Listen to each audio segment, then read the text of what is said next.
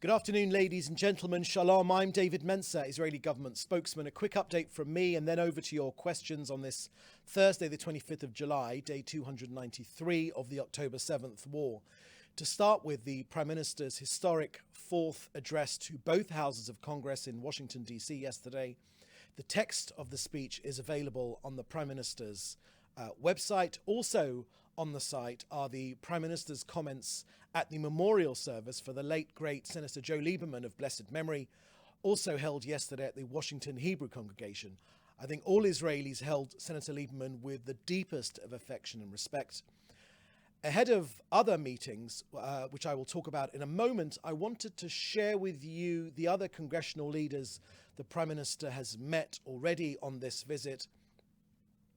Leaders of both houses, House of Representatives Speaker Mike Johnson and Senate Majority Leader Chuck Schumer, House Minority Leader Hakeem Jeffries and Senate Minority Leader Mitch McConnell. The Prime Minister also met with former Vice Presidents Mike Pence and Al Gore. To update you further on further meetings later today and tomorrow, I can confirm that the Prime Minister will meet with President Biden and the two leading candidates for the US presidency today. The White House has scheduled President Biden meet with our Prime Minister at 1 p.m. That's 1 p.m. Eastern Time.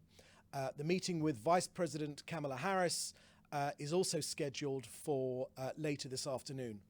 On Friday, the Prime Minister is scheduled to meet with President Donald Trump at Mar-a-Lago in Florida. In his meetings, with all of these meetings, the Prime Minister will emphasize the strong bond, the unbreakable bond between the United States and Israel, Israel's position in its war against Hamas, the dangers that Iran and its axis of terror proxies pose to the Middle East, and the struggle to bring about the release of our hostages. Now, the latest on our hostages, you may have seen that Israeli security services have retrieved the bodies of 5 hostages from Hamas captivity. The body of fallen soldier, Sergeant Major in the reserves, Ravid Aryeh Katz, was retrieved. He fell in battle during the brutal October 7th attacks, and his body was cruelly abducted to Gaza. The rescue was carried out yesterday alongside the rescue of the bodies of hostage Maya Goren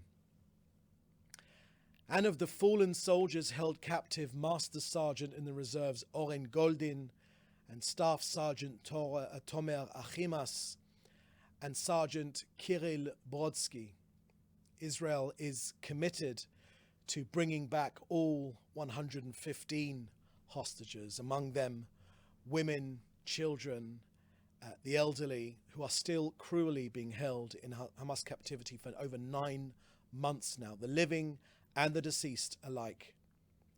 In a similar vein, unfortunately, sad news of IDF casualties, 684 since the start of this war. Captain Ariel Topaz was just 24 years old from Pardes Chana. He died of his wounds after being seriously injured 11 days ago in the terror attack near Ramlah in central Israel. Doctors fought valiantly for Topaz's life in the days following the attack, but unfortunately he succumbed to his wounds. These are all, together with the bodies of our hostages, these are all devastating losses. All of us here in Israel send condolences to these dear families of our heroic fighters and our hostages who were abducted or who fell in battle from terror attacks, and of course our civilians. We embrace the bereaved families in their most difficult hour. We are committed to the testament of the fallen to continue to absolute victory over Hamas. May their memories of all the fallen heroes be a blessing forever.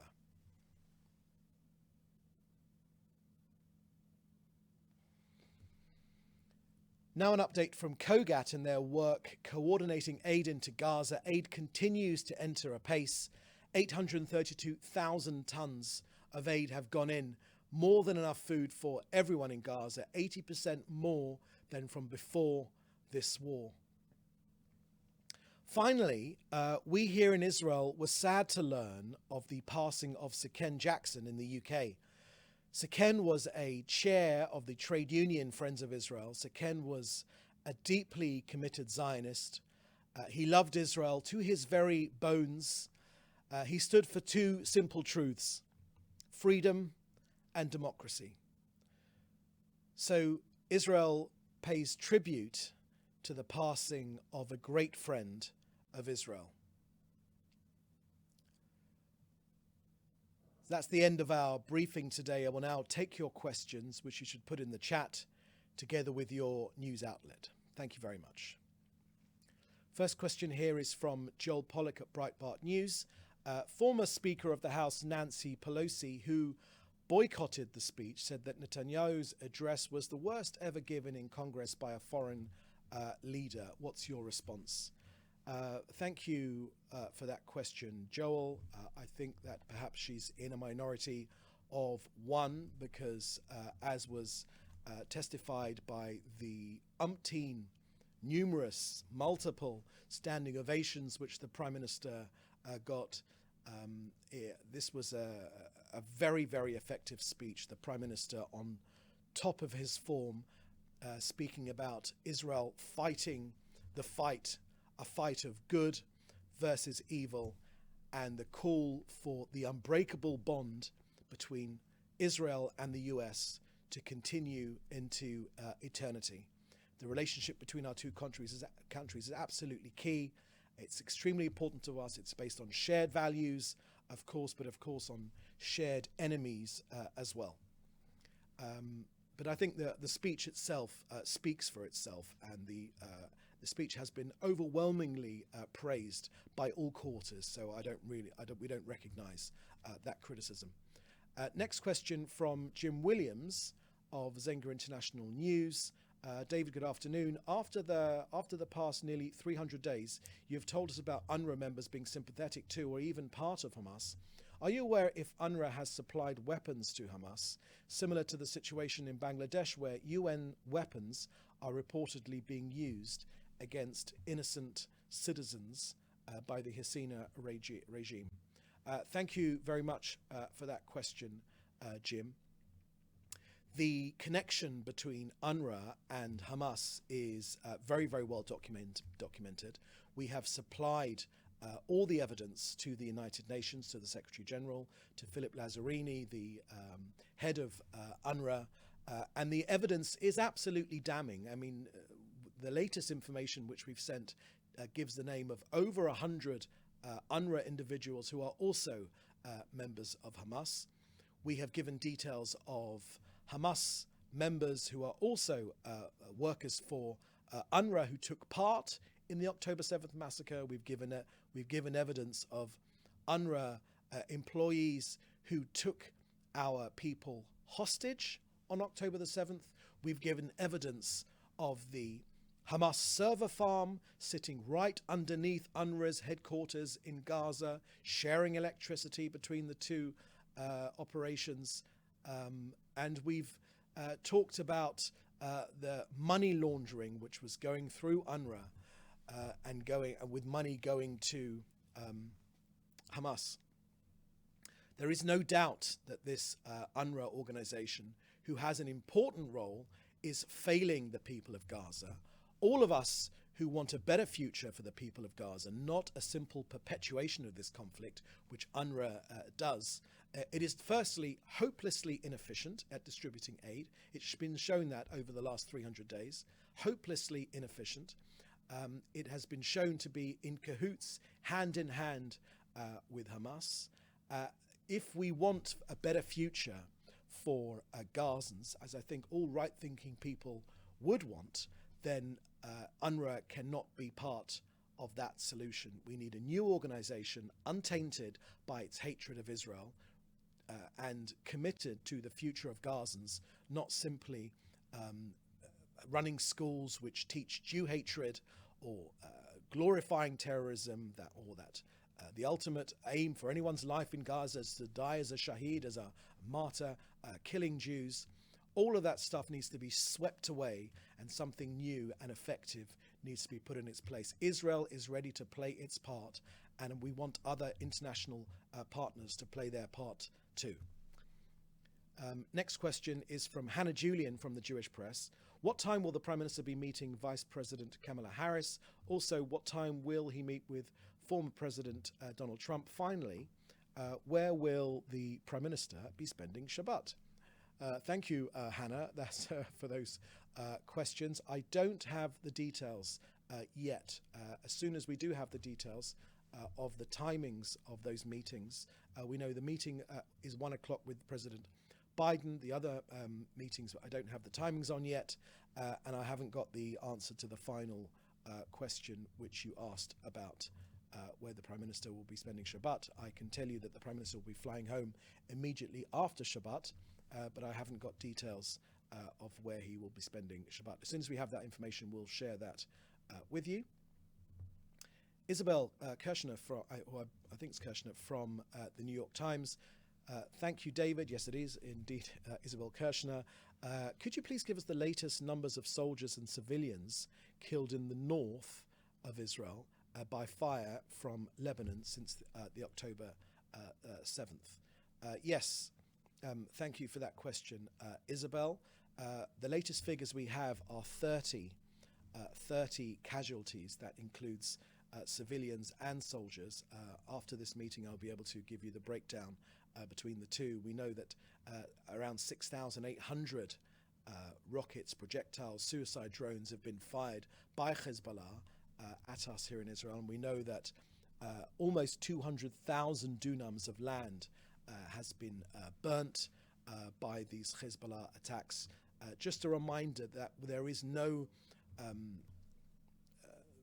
the situation between Lebanon and Israel, there's no territorial dispute.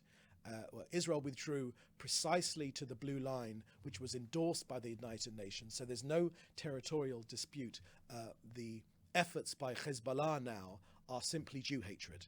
They are on a spate of Jew killing, which is why we've moved up to 80,000 of our people out of the area to keep them safe. But one way or another, this is not a situation which is sustainable. Israel has made clear that this situation cannot be sustainable. We're fighting radical Islam on 7 fronts, and Hezbollah in particular in Lebanon. We're going to continue to operate against them, against their aggression. We're going to use all means necessary to restore security on our northern border and to safely return our citizens to their homes. The state of Lebanon and the Hezbollah terrorist organization, under the auspices, under the direct direction of Iran, bear full responsibility for this deterioration of the security situation in the north. And as you know, it's in violation of UN Security Resolutions 1559 and 1701. But I will provide you the breakdown of those figures together with more details of the damage which has been done, Isabel, after this meeting. Next question is from Fred Ager. The new UK government, led by Labour, is reportedly expected to withdraw its objection to the United Nations Criminal Court request for an arrest warrant against Prime Minister Benjamin Netanyahu over the Gaza war, following London's decision to resume funding to UNRWA. What's your comment? Thank you very much for that question, Fred. I think the wise thing to do would be to wait for that decision from the British before passing any comment. We've made clear our views on the ICC, and I won't share them here again today, but let's wait and see. I'd rather not make comment until we see what the UK decision is. One more question from Hannah Julian. Do UN personnel in Gaza and or in Jerusalem, Judea and Samaria have weapons issued to them by the United Nations?